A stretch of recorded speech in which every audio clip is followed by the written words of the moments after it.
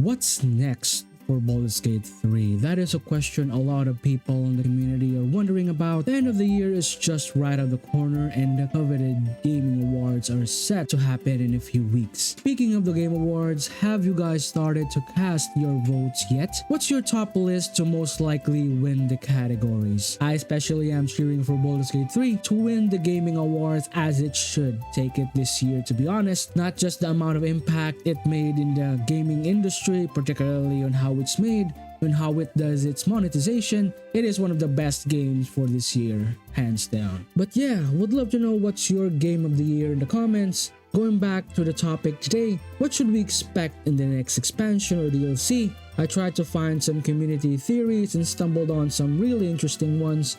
First up is the DLC or expansion should introduce new races and classes to the game. As Defarius from Reddit shared in a post, they should introduce new races of more monstrous or shadowy origins, as well as new subclasses that are more linked to monsters, death, destruction, and aberration, something like Goliath, Bugbear, Hobgoblins, etc. New subclasses for the original classes like the Paladin, which is the Oath of Conquest, Cleric, which is the Grave Domain, Ranger that will become a Monster Slayer, and much more. They may also go with something with extra planar ties, as well as subclasses that has ties to the Celestial Planes, Elemental Chaos, etc. Races like the Aasimar, the Eladrin, the Genasi. For the subclasses, they can introduce something like the Fighter Arcane Archer, Bard, which is the College of Glamour, Rogue, which is the Swashbuckler, and one of my personal favorite, the Barbarian, which is the Path of the Storm Herald. In my opinion,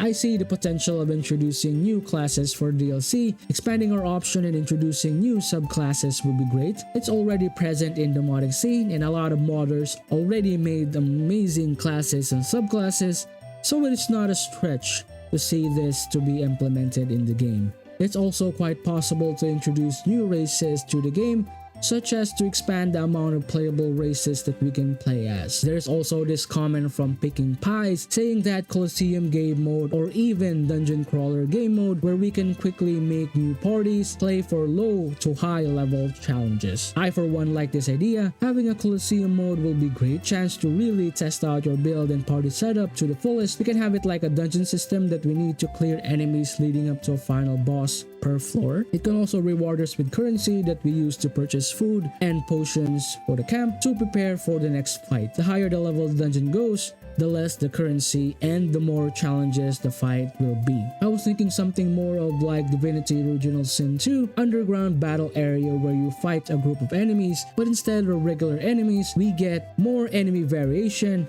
terrain and specific enemy placements, boss battles, area gimmicks and mechanics, etc. A ranking system would be nice as well. It doesn't need to be more of a global, just a ranking points for yourself and any party members that you play would be great. Next is a post from Rebel Buffoon. I'll be blurring out most of his posts as it is a major spoiler in the story. Basically, this revolves around having new characters and campaigns after the conclusion of the story we did in Act 3. Depending on the choices that you made, we get a chance to have or expand in a new area, exploring what happens next and the result of our choices. We can either go exploring the guild story and his relationship with Mystra, or maybe go explore the Hells of Avernus. I mean, the portals are already in Raphael's home, so why not use it, right? Rebel Buffoon also wanted to increase the level cap from 12 to something around 20, just to increase the number of spells that we can utilize. But this is where the problem about the theory comes to light, because level 12 and higher becomes really powerful.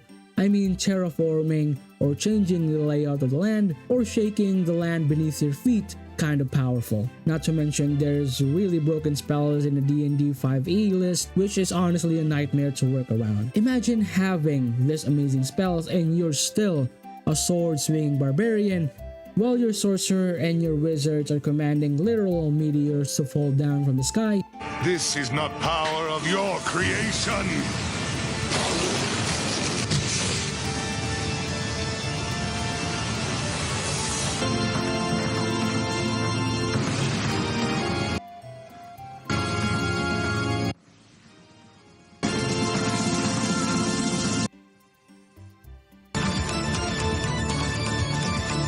Larian's upper management already said that the past 12 are over the top, so most likely this will not be implemented, unfortunately. Which leads me to my own theory on what may happen for the DLC. In my opinion, the DLC can introduce new playable classes, subclasses, and races that we can play as. These classes could also be another type of class that is totally different from the others. Maybe introduce something like the Artificer class would be awesome. It can have subclasses like the Armor, Alchemist, Artillerist. As for the races, it should be races that are related to DLC, as well as please introduce new customization options for the existing presets for the character creator. We already have a ton of beautiful mods out there. You can just pick the mods that you like and add them to the vanilla version. They may also introduce another set of origin characters and companions that we can bring along and build relationships with. As mentioned earlier, new subclasses will be great, one subclass each that fits the theme of the DLC. As for the gameplay, we get introduced to a brand new story location around early Act 2 or late Act 1, ranging from around level 4 to 6, which is a side mission or story outside of the main quest that may also affect Act 3. We can explore the Gith to know how they come to be, learn about Lae'zel's people, or we can explore Waterdeep with Gale. Imagine a metropolis, various side missions, exploration, and most of all, loot would be great. Or maybe Neverwinter, the land of the crafting people. This will go really well with the Artificer class and may become its origin. Exploring this location would be awesome. I was really hoping that it comes close to something more of a Witcher 3 Blood and Wine level of detail, which can be a game in and of itself. And finally, mod support. If you guys don't know yet, the game will be released for Xbox in December this year. Larian also included a deluxe version of the game for Xbox, PS5, PC for all the people who haven't purchased yet. Price tag of around $80. What you'll be getting is a Mind Flayer poster, double-sided world map, Flaming Fist and Cult of the Absolute patches, 32 stickers, collectible box, original soundtracks, and the best thing that you can get is game discs. 3 for Xbox, 2 for PS5. With all that value added to your purchase, there are only 2 companies that I know that provide that much merchandise which has so much value, which is CDPR and Larian Studios, which coincidentally are my favorite gaming developers. With the addition to the Xbox as the playable platform the game is accessible to, it would be really nice to finally have mod support, where our fellow console and Mac players can have access to community voted mods to further increase the fun out of their experience. Not to mention the unlimited potential for replayability due to the amount of mods people can play around. Skyrim had a version of it with their creation club. Hopefully Larian Studios can also make that sort of modding support. A man can dream, right? Anyway, these are all the theories that I happen to dig up, including my very own. Larian Studios may go with something totally different or may not make a DLC at all. The community would still be very much excited on whatever they make, as it is a part of the Baldur's Gate 3 game. How about you? What are your theories on what the next DLC or expansion should be? Would love to know your thoughts in the comments. And that's it guys, thank you for watching the video. Just wanted to let you know I just activated my YouTube membership for you guys who wanted to help me out and donate a small monthly fee. Would very much appreciated. I'm planning to put some membership content like Q&A and stuff if you guys like.